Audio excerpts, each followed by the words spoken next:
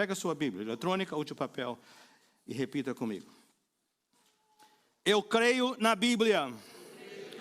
Ela é a revelação de Deus. Eu vou ouvir o que ela diz. E eu vou obedecer aos seus ensinos. Em o nome de Jesus. Amém. Amém. O texto para a palavra de hoje, ela está nesse texto que a nossa irmã Esther já leu. Mas nós vamos estar nos concentrando nos versículos 18 e 19. É o livro do profeta Abacuque. Está lá no Antigo Testamento, capítulo 3. Tem apenas 3 capítulos esse livro do profeta. E começando com o versículo de número 18. Abacuque 3, 18 a 19. Vai estar aqui na tela também. Enquanto vocês estão procurando, deixa eu dizer, o plano A para hoje não era esse texto. O plano A para a palavra de hoje era no Salmo 51, que nós voltaremos, se Deus quiser, em breve.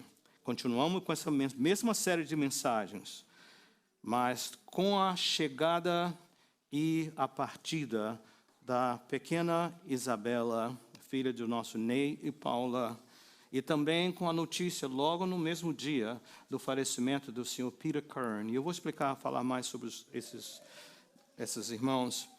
Tudo mudou.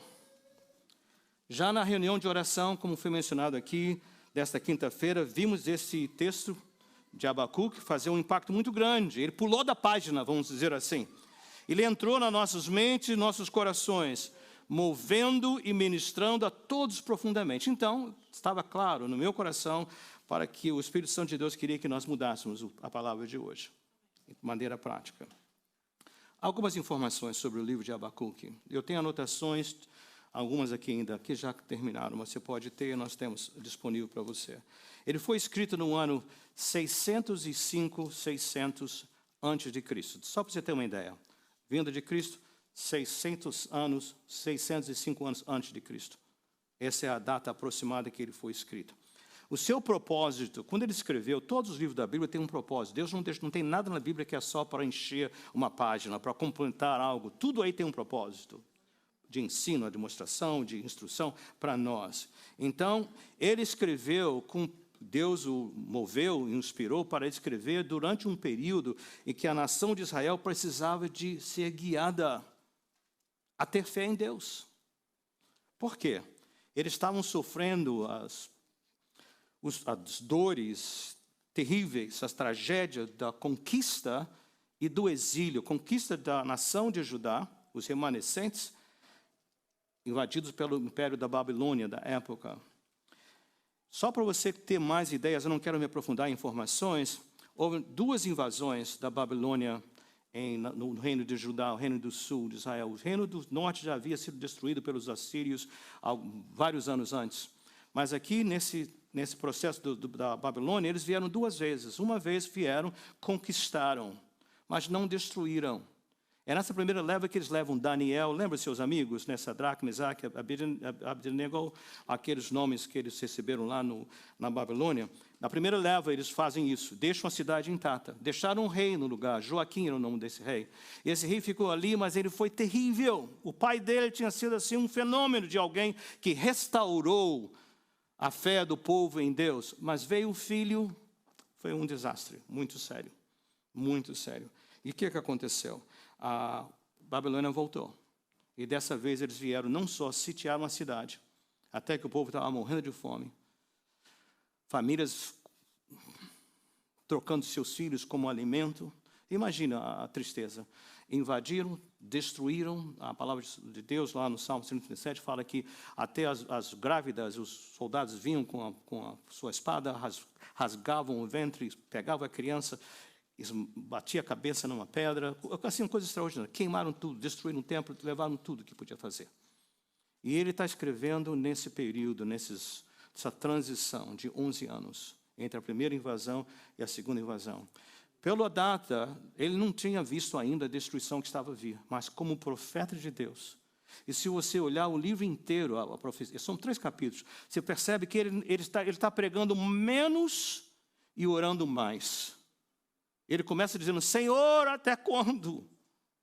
Porque ele está clamando, porque ele está vendo profeticamente, que está por acontecer. Por quê? Porque o povo de Deus estava em pecado. Então nós vemos isso acontecer.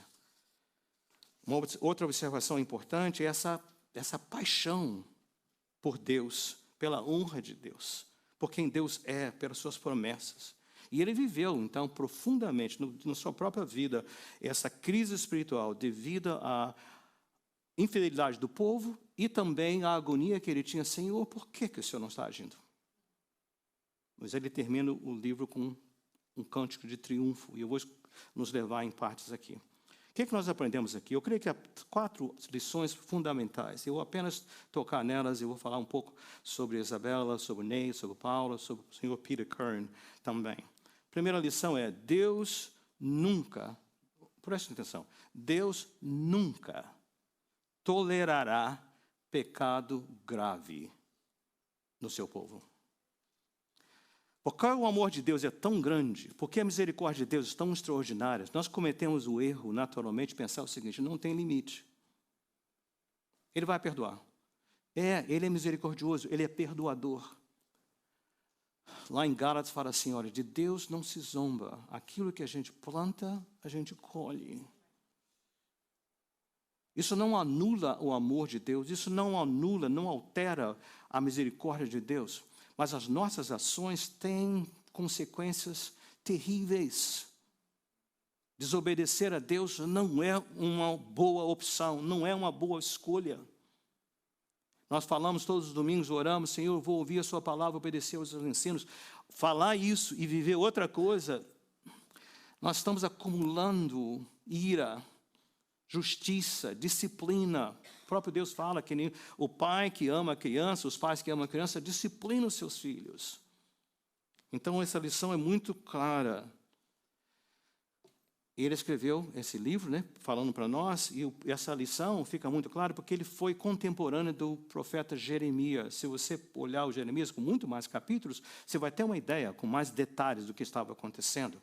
Ambos, né, não foram ouvidos, o povo não deu ouvido nem a Jeremias, nem a eles. O povo de Deus, da época, havia cometido violações graves, não só em relação à idolatria, mas também no tratamento uns com os outros. Tal maneira que Deus agora estava executando disciplina sobre eles. Então, nós temos que aprender isso, por favor.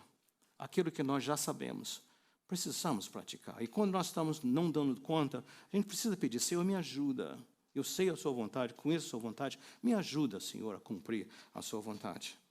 Segunda lição, e foi difícil para o Abacuque, eu creio que é difícil para você e para mim também. Como é que Deus pode usar uma nação pior do que a gente para nos disciplinar? Às vezes você pergunta, esse ano de eleições aqui nos Estados Unidos, fica pensando, né? E aí? Gente, não tem Messias candidato. Não tem, quando eu falo Messias no sentido de um Cristo ungido, não existe um Salvador para nós. Esse mundo está debaixo do império das trevas. Nós temos que dar ciência disso. Mas é incrível que, às vezes, a nossa fé é testada por pessoas piores do que nós. Sistemas piores do que nós. E nós temos que saber isso. E por que Deus permite? Porque Ele é poderoso. A palavra de Deus fala que o coração do rei está na mão do Senhor, é verdade. Mas quando o Senhor permite, porque Ele às vezes usa essas nações, como usou a Babilônia, para trazer disciplina para o povo de Deus. Então, para ele, aqui no livro, se você tiver a chance de ler os 3 capítulos, são pequenininho, ele tem hora que ele grita e fala, Senhor, esta cura, que é a disciplina para nos acordar, nos despertar, nos fazer voltar aos caminhos, é pior que o remédio, Senhor. Esse remédio é pior do que a cura. Oh, Senhor, que terrível isso. Pior que a doença. Para nos purificar, o Senhor está nos matando. Mas ele fala isso para nós. Como poderia o santo Deus, para quem é impossível tolerar o que é errado, usar esse povo malvado para o cumprimento dos seus propósitos? Mas ele aprende uma lição. E nós precisamos aprender essa lição também. Todos os acontecimentos do mundo não são fruto do destino. Todos os acontecimentos desse mundo estão determinados pelo Deus vivo, pelo nosso Deus. Nós temos que saber em todas as circunstâncias. Isso é para chegar nos versículos 18. Terceira lição. Aí começa o chamado arrependimento. Os crentes deveriam reconhecer perante Deus, honestamente, as suas dificuldades. Porque na medida que a disciplina do Senhor, a mão pesando sobre o povo de Israel, vem acontecer, o que ele está pedindo é o seguinte: vocês não precisam ignorar o óbvio. Então ele está dizendo, nós temos que dizer, Senhor, realmente está doendo, está sofrendo. Recentemente falamos sobre Daniel, ele está lá no exílio, e a oração dele é uma oração pelo povo, por situações que ele não foi responsável, mas ele ora como se ele tivesse, Pai, pecamos contra o Senhor, Pai, nós desobedecemos ao Senhor, e ele ora intercedendo pelo seu povo, do qual ele não tinha sido parte dos erros cometidos. Então os fiéis precisam compreender e dizer, Senhor, está doendo, nós precisamos orar, precisamos colocar isso diante dele, né? E essa agonia do profeta, quando eu estava lendo, me lembrei do próprio Jesus. Você se lembra quando Jesus foi chamado para visitar a Marta e Maria, e que o Lázaro havia morrido? Chegou a notícia, o Lázaro está enfermo. Jesus se demora a chegar. Aí, de repente, ele vai. E quando ele chega lá, disseram, Jesus, se o senhor estivesse aqui, nosso irmão não teria morrido. As duas irmãs falam isso em ocasiões diferentes. Na segunda vez, quando Maria disse, Senhor, se o senhor estivesse aqui, meu irmão estaria vivo. Jesus chorou. João 11:35, verso menor da Bíblia. Por que ele chorou? Ele ia ressuscitar o Lázaro em alguns momentos. Por que ele chorou? É porque ele viu a tragédia da raça humana por causa do pecado. A morte entrou nesse mundo por causa da desobediência. Essa separação, e ele chora. Eu me lembro também que mais tarde, quando ele está indo para Jerusalém para a sua última semana, que nós chamamos Semana Santa, ao entrar naquela entrada triunfal, lá em Lucas ele fala que ele, lá do monte, ele olhou para Jerusalém, não sei se ele abriu os braços ou não, mas a palavra de Deus diz que ele disse, Jerusalém, Jerusalém, quantas vezes eu quis recolher você debaixo das minhas asas, como a galinha faz com seus pintinhos. Mais tarde ele vai dizer, não vai ficar pedra sobre pedra, já profetizando o que estava para acontecer ali em Jerusalém. Então nós vemos isso aí, esse coração dele. E esse é o coração do nosso profeta Abacuque. Então nós precisamos reconhecer. O que eu quero dizer? Você tem direito de chorar, você tem direito de clamar, você tem direito de expressar os sentimentos. Não é pecado chorar, não é falta de fé chorar, não é falta de fé ou confiança em Deus de nós expressarmos o nosso luto. Nessa quinta-feira última, eu percebi que vários de vocês que estavam conosco na reunião de oração, que eu os encorajo a participarem conosco, é 1h15 no máximo de oração, que passa tão rápido que a gente nem vê. Começou, já acabou, né? Mas a coisa importante é que muitos vieram e o choro era forte. E você foi abençoado por isso. Deus sabe do seu coração. Você não tem que ficar guardando, fazendo ser super-herói, super forte, nada disso. Nós precisamos fazer isso. O que nós vemos então? Nós podemos e devemos reconhecer as dores que estão nos assolando. Mas, por último, que é o ponto que eu gostaria de ilustrar, e a família me permitiu fazer isso. Os crentes precisam aprender a confiar em Deus, mesmo quando as circunstâncias são difíceis. Mesmo quando as circunstâncias são difíceis. A gente não precisa ficar aguardando passivamente o caso dele, né, pela intervenção divina. Ele estava orando positivamente, dizendo, Senhor, eu quero que quando a tragédia chegar, eu possa vir assim, possa reagir assim. Eu creio que eu tenho uma foto do Ney e da Paula. Eu creio que a maioria de vocês os conhecem, né? Podemos colocar a foto do Ney e Paula, por favor? Deixe aí a foto por um momento. Membros da nossa igreja. Pessoas queridas. Paulo, além de líder de célula, trabalha no nosso louvor. O Ney participa de célula de homens, está envolvido em muitas maneiras, né? Voluntários de muitas maneiras. Há mais ou menos 1 ano e meio atrás, eles estavam com muita alegria esperando o nascimento do seu bebê, do seu menino. Mas logo na gravidez, eu não sei se era 5º ou 6º mês, eles foram avisados que havia alguma coisa que não estava bem. Ela não estava retendo a água na placenta, então a água, espero que a minha terminologia esteja correta, né? Então a criança não precisava daquela água, porque protege, ajuda no crescimento. E eles tentaram artificialmente, né, inserir água, mas ela não mantinha, não podia reter, e eventualmente chegou o dia dele nascer. Eu me lembro eles pediram que estivesse lá, e havia algumas pessoas mais comigo, estávamos lá. Eu me lembro de quando a operação foi feita, e de repente eles trazem, ela voltou para o quarto, nós estávamos ali, daqui a pouco eles trazem o Adam, um bebezinho, lindo, a criança completa, perfeita, colocou nos seus braços e disseram, olha, são questões de horas, ele vai poder viver. Demorou um pouco mais, até que o Adam descansasse. Porém, você pode imaginar, mãe, pai, uma criança no colo, sentindo o calor dali e aquele sofrimento. É alguma coisa indescritível, tá? E já naquele dia eu percebi algumas coisas extraordinárias. Havia um choro, sim. Havia um lamento, sim. Mas não havia uma briga com Deus, dizer, Deus, onde é que o Senhor está? Que é isso? Era um intenso carinho e tudo mais.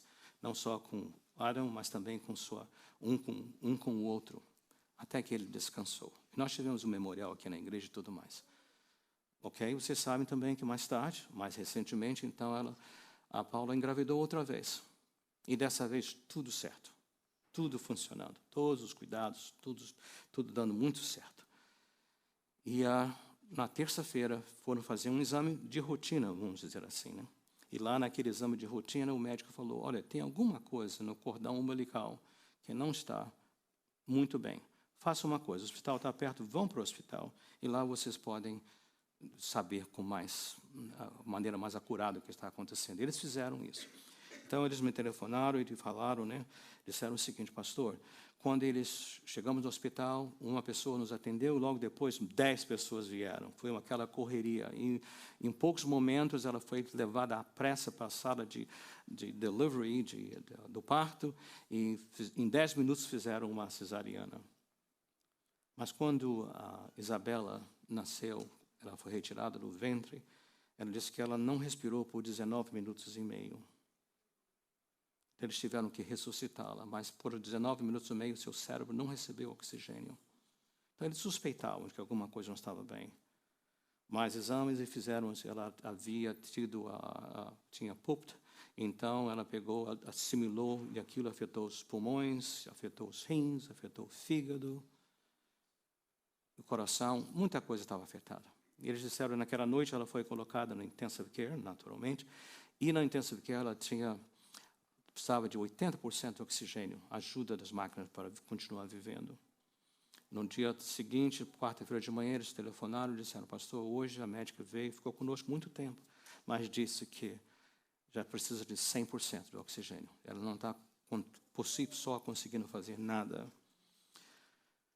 Por que todos esses detalhes? Você vai ver o ponto dessa palavra de hoje. Na quarta-feira, então, à noite, eu telefonei outra vez, eram umas 6h45, alguma coisa da noite. Pastor, eu havia acabado de chegar em casa, então o telefone tocou, disse, pastor, vem rápido, porque eles disseram que ela pode partir a qualquer momento. Fui, cheguei lá, eu estava sozinho naquele momento, o pessoal mais tarde pessoas da igreja vão chegar, mas naquele momento eu estava só, e uma enfermeira foi com o pai me buscar, me levaram direto para o lugar. Eles falaram, é o pastor, podemos orar, e nós oramos. Falei com as máquinas todas, eles deram espaço para nós. Havia muita gente do hospital, um extraordinário atendimento ali junto, mas eles deram um passo atrás, que a gente pudesse orar. E oramos, e oramos, e oramos. No caminho, eu estava orando, e a minha oração era o seguinte, Senhor, há uma ocasião que ele chega para uma menina que já estava morta e fala assim, Talita cumi. Vocês se lembram dessa história? E aquela menina se assentou e reviveu. Aquilo foi, Senhor, faz isso outra vez, Pai. Me lembrei também de que crianças choram quando nascem, que é um sinal de vida, de fôlego, né? Então eu falei, Senhor, Pai, que haja choro da Isabela, Senhor. Mas isso não aconteceu. Então chegou um momento, eles disseram, mamãe, papai, você tem uma escolha. Nós podemos desligar tudo, ou vocês podem deixar ligado, mas ela não vai aguentar, o seu corpinho não vai aguentar tanto tempo. Pode ser 1 hora, 2 ou 3, mas ela, no momento dessa, vai cansar. Seus órgãos estão falhando. O que aconteceu? Então, eles puseram uma cadeira para Paula, puseram uma cadeira para o Ney, eu fiquei em pé do lado deles, e a gente puseram uma cortina, então ela ficou com a criança linda, perfeita, toda, nos seus braços, enquanto acariciavam, oravam. O que é que eu quero falar aqui? Que naquele momento eu comecei o testemunho que estava impressionando meu coração, e eu creio que precisa impressionar nossos corações. Eles oraram todo o tempo. Choro, oração, clamor, oração, todo o tempo. Mas nenhuma vez houve um desespero, nenhuma vez houve um culpar a Deus. Zero. Aquilo me tocou profundamente. Segunda coisa que me tocou profundamente foi o carinho da Paula com o Ney, Ney com a Paula. Porque é muito comum nessas horas a gente começar a culpar o outro, né? Mas naquela hora totalmente já aquela maneira tão carinhosa de uns com os outros.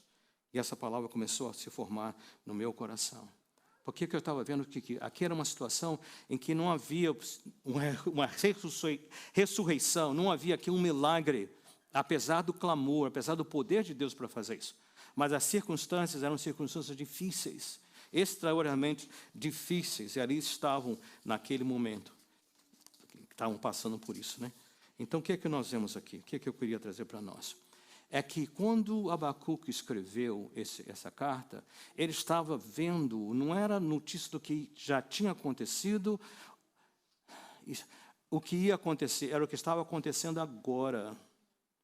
Às vezes nós falamos, ainda que a figueira não floresça, a gente pensa o seguinte: Senhor, eu sei que hoje tem figueira, hoje tem uvas, hoje tem gado, hoje tem alimento, hoje tem saúde, mas Senhor, se me faltarem, eu prometo ao Senhor que eu te louvarei. Não, ele está dizendo, não é isso que ele está dizendo. Está acontecendo agora, Senhor. Mas agora, no meio da circunstância, eu estou escolhendo, no meio da circunstância, gravem isso. Não é dizer, Senhor, eu estou bem, eu te louvo por isso, mas se vier a faltar, eu prometo que eu vou ser fiel. O que ele está dizendo aqui é o seguinte: Senhor, já está desabando a nação, o sofrimento já está aqui, nós já estamos experimentando, a circunstância já está conosco, mas Senhor, no meio da circunstância, eu estou dizendo que eu o louvarei. Então essa é a decisão. Olha o versículo que ele fala assim, o Senhor, o soberano, é a minha força. A minha força não é na circunstância, a minha força não é no livramento, a minha força não é nos momentos agradáveis de milagre do Senhor, que Ele é capaz de fazer. A minha força está no Senhor, inabalável, soberano. Por isso ele fala, é soberano. E ele fala alguma coisa que talvez não faça sentido, diz assim para muitos de nós: Ele faz os meus pés como do servo, ou da corça. Faz-me andar em lugares altos. Para a geografia da época, para a maneira da ciência, tecnologia da época, os lugares seguros eram os lugares altos. Nações que, quando estavam sendo afligidas, se eles pudessem ter lugares no alto, porque do alto você vê quando o inimigo chega, do alto você pode se defender contra o inimigo, dizer, lá no alto eu estou protegido. Então ele está dizendo, fisicamente eu estou aqui no buraco, porém, espiritualmente, eu me sinto como se eu estivesse lá em cima, como cheio de energia, como uma corça, como um servo. Você está notando a decisão que eles fazem isso? Ou seja, ao invés de aguardar, só sofrer, há um hino de louvor que vem, porque positivamente os olhos saem das circunstâncias e vão para o Senhor. Às vezes nós estamos sofrendo por causa de escolhas, e nós precisamos clamar e pedir, Senhor, tem misericórdia de nós. E o Senhor pode nos transformar. Porém, nós temos que aprender, eu creio que Paulo e Inês são um exemplo para nós, e aqui o profeta também diz o seguinte, Senhor, mesmo que, ainda que, assim ou seja, eu vou, acontecendo, tudo contribui para que eu seja destruído, perca a fé, desanime, fique desencorajado. Mas eu te louvarei. Você notou a mudança aqui da ênfase das circunstâncias? Todos nós somos impactados e sofremos com isso. Cheguei em casa, na mesma noite, e eu creio que já eram 11h45, alguma coisa, recebi uma mensagem. Você pode colocar outra foto, por favor? Para as pessoas novas, talvez essa foto não signifique nada. Vou deixar alguns momentos para as pessoas antigas. Eu sei que Reinaldo, Kes e outros vão se identificar bem, né? Essa foto foi tirada no dia 13 de abril de 1995. Aqui no número 50 da Ferry Street, lá no 3º andar. Foi o dia que a escritura desse local estava sendo passado para nós. É uma história de um milagre. A família Homer, né? Deus tem usado ao longo dos anos pessoas que têm nos abençoado extraordinariamente. E naquele dia, esse senhor de terno azul claro, esse é o genro, os pais, o sogro e sogra, ele só tinha uma filha, Carol. E o sogro, esse senhor, Peter Kern, foi um instrumento, não só naquela época, mas tem tantas outras vezes. Eu me lembro que era dezembro de 94, eu estava indo para o Brasil com as cinzas do Renatinho, né? E a nossa irmã Ângela. E o coração apertado, porque nós estávamos sem lugar para ir, sem recursos de comprar esse prédio. Era uma promessa de Deus, um sonho de Deus, já através do pastor plantador, fundador da igreja, pastor Nélio, tinha deixado aquela lembrança, esse lugar é de vocês. Mas nós tínhamos um orçamento anual da igreja de $85 mil, e o prédio estava por 1.200.000, depois baixou para 800. Mas o que é 800 para 85 mil? E eu me lembro que nós oramos pelo Renatinho, ele recebeu lá o seu transplante de medula, né? E tudo bem, veio, deu testemunho na igreja aqui no basement, na esquina. E, de repente, houve uma rejeição e o Renatinho partiu para estar com o Senhor. Eu me lembro que nós estávamos indo para lá em Recife, o enterro das cinzas, culto memorial. Eu sei que, quando eu voltei, meu coração estava estraçalhado. Eu falei, Senhor, por favor, Senhor, nós não temos local, não temos o dinheiro para comprar o local, o Senhor faz promessas e não cumpre. Estava bravo com Deus. E agora o Renatinho, que a gente orou, que o Senhor curou, ele deu testemunho e ele morreu, pai. Como é isso? Eu lembro que eu cheguei em Perth Amboy, numa casa antiga, a gente tinha que descer um degrau para entrar na cozinha. Quando eu desci, o telefone tocou. 94 celulares ainda não. O telefone tocou. E eu atendi, foi esse senhor. Falou, meu nome é Peter, eu sou genro dos Homers. E nós nos reunimos como família e resolvemos que nós não precisamos desse dinheiro. E aí começou um milagre. Eu não quero investir todo o tempo, mas naquele só para dizer da importância. Depois, mais tarde, no dia dessa assinatura, o advogado tinha falado para nós que o custo da transferência seriam $31 mil, que nós não tínhamos. Nós tínhamos um dinheiro para a poupança, que a empresa que estava nos emprestando dinheiro a juros altíssimos falou, nós não podíamos usar, né? Frisou, congelou. Aí nós oramos entre nós, no conselho da época, e o Senhor falou, não peça mais à igreja, já deram tudo que podem dar.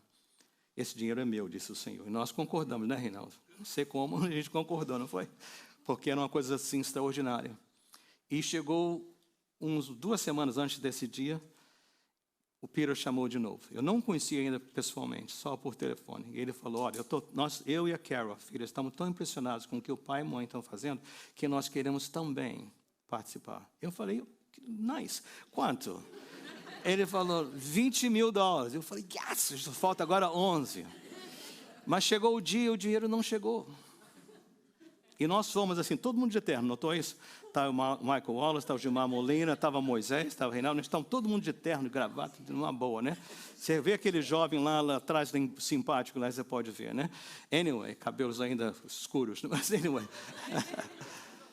Chegou a hora de fazer a assinatura, os velhinhos estavam bem cansados, não tinha elevador, falou, eles podem assinar e ir embora? Pode, tudo bem. Aí o nosso advogado entregou para o Peter e para a Carol 2 cheques, que eles pediram para a gente pegar um dinheiro emprestado, $350 mil, que eles iam doar. Nossa escritura fala que a nossa propriedade custou $1. Deram para nós. E nós levantamos um empréstimo para dar 350 para um hospital, uma igreja e também uma biblioteca. Mas ele entregou 2 cheques para o casal, Peter e a Carol. E entregou um cheque para os velhinhos. Os velhinhos, tudo certinho, olharam, tudo bem. Aí, para eles, entregaram 2. Eles abriram os cheques, cochicharam um com o outro. Aí o Peter falou para o nosso advogado, num lugar grande, uma mesa, né? Perguntou, o senhor se importa de fazer outro cheque? Ele falou, fiz alguma coisa errada? Ele falou, tira outros 10. Nós pulamos, todo mundo, foi, Fernando? Aleluia! Porque ele prometeu 20, mas não mandou para a gente. Ele mandou o advogado deduzir da conta. E no último momento ele falou, tira mais 10. Aí eu falei, $1 mil a gente vende uma criança. Ele, não.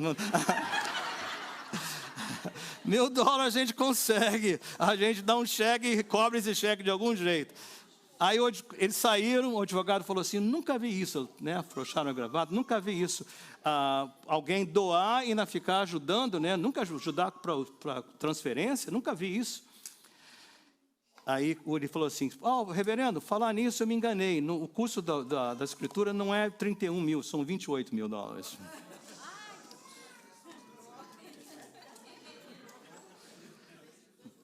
Mais adiante, isso era 95, 2001, nós estamos prontos a abrir o nosso Daycare Center. Eles já tinham vindo como família, nós aqui fizemos uma cerimônia, plantamos uma árvore, tem uma placa, dá uma olhada, você sai do lado esquerdo. O Daycare, antes de se tornar um Daycare, foi um sonho. E essa família participou conosco. O senhor Peter sempre, tá? Ali conosco. E o que aconteceu? Chegou o dia de abrir, já tínhamos a licença, nossa Jeannie, a diretora, Eric era assistente e tudo mais. Nós já estávamos prontos para abrir o Daycare. Mas nós precisávamos de ter uma entrada de 12 mil dólares para poder pagar os funcionários, se manter. Não tinha aluno suficiente. Peter, olha o nosso plano. Vocês teriam como nos ajudar? Ele falou, para agora. Eles mandaram 5 mil dólares. E com esses 5 mil dólares nós abrimos o nosso Daycare, que hoje é um fenômeno, uma extraordinária coisa para nós. Tanta gente tem abençoado. Por que eu estou trazendo tudo isso? É porque naquela quarta-feira a filha dele mandou dizer, o papai faleceu. Foi descansar no Senhor. E só a combinação dos elementos, talvez porque andamos juntos, conhecemos juntos e tudo mais, aquilo me afetou muito. E aí me lembrei, são nas horas lá do vale, nas horas do sofrimento. Eu não sei onde você está, que circunstâncias você está enfrentando ou lidando com elas. Mas eu creio que a palavra para nós é a seguinte, não é que eu estou bem, Senhor, mas se vier a faltar eu vou. Ok, isso deve acontecer. Mas a palavra é o seguinte, mesmo em meio ao sofrimento, eu faço uma declaração. E a declaração é, eu ainda assim o louvarei. E eu vou, pela fé, não vou ficar aqui no chão. Eu vou subir aos lugares mais altos. Não vou ficar derrotado. Não é força minha, é a força do Senhor.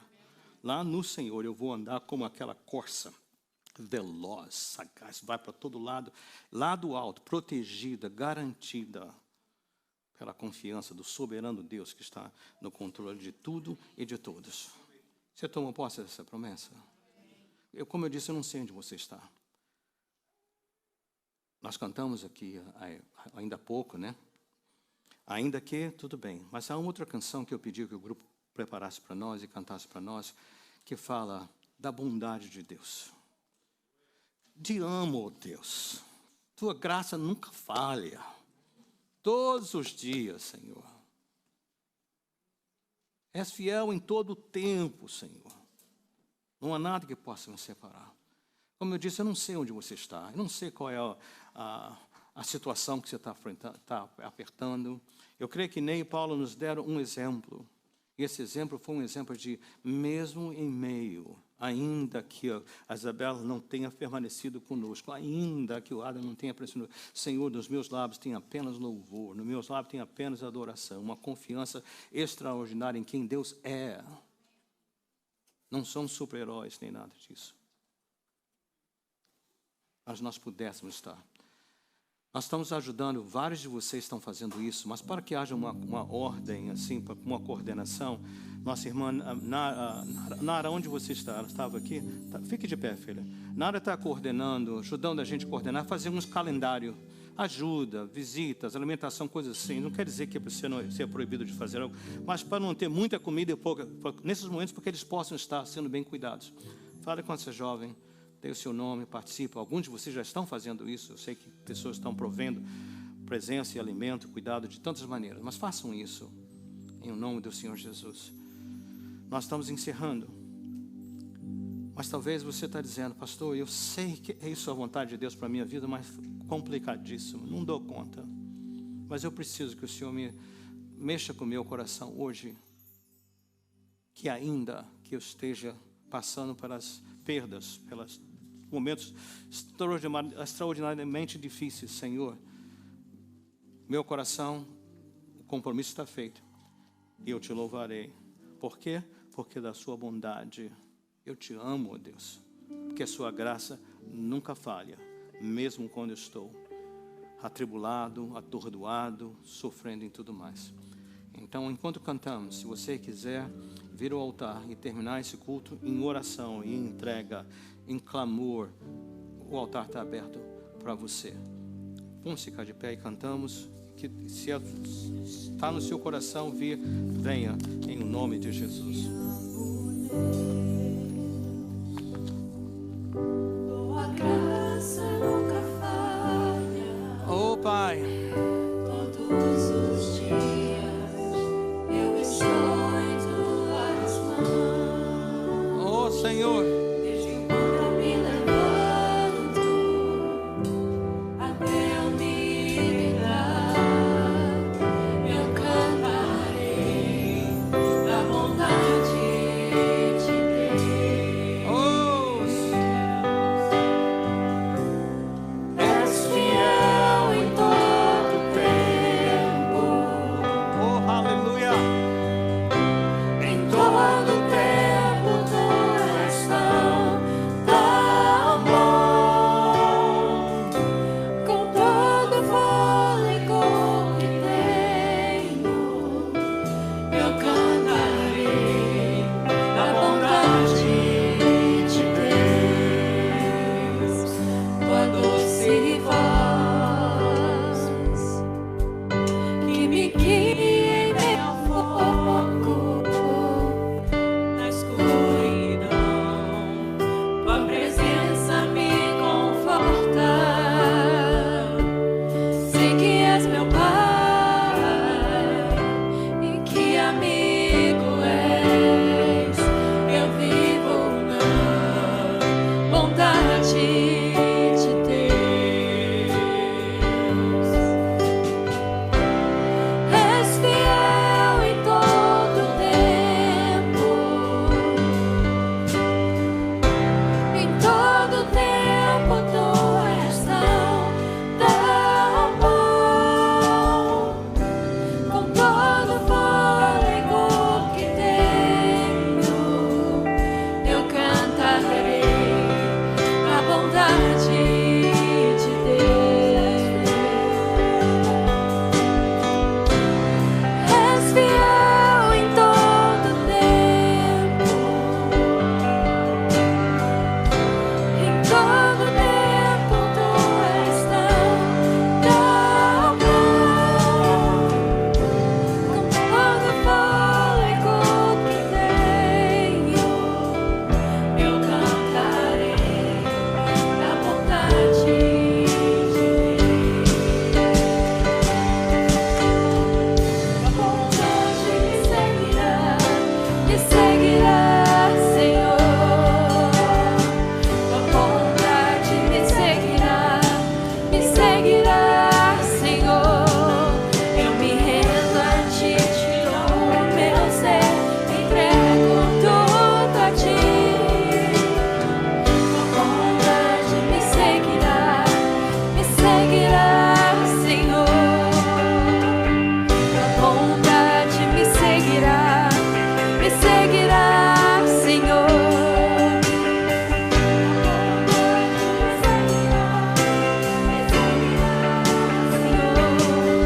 Eu me rendo a ti, te dou o meu ser, entrego tudo a ti.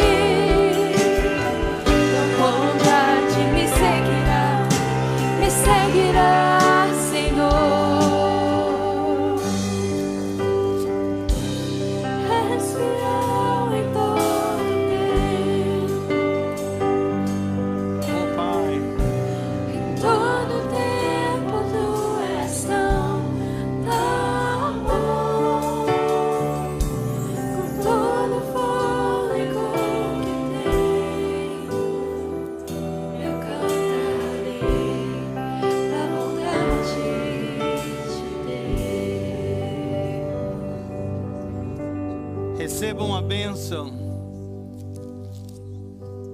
Ora àquele que é poderoso para fazer tudo muito mais abundantemente além daquilo que pedimos ou pensamos, segundo o poder que nós opera.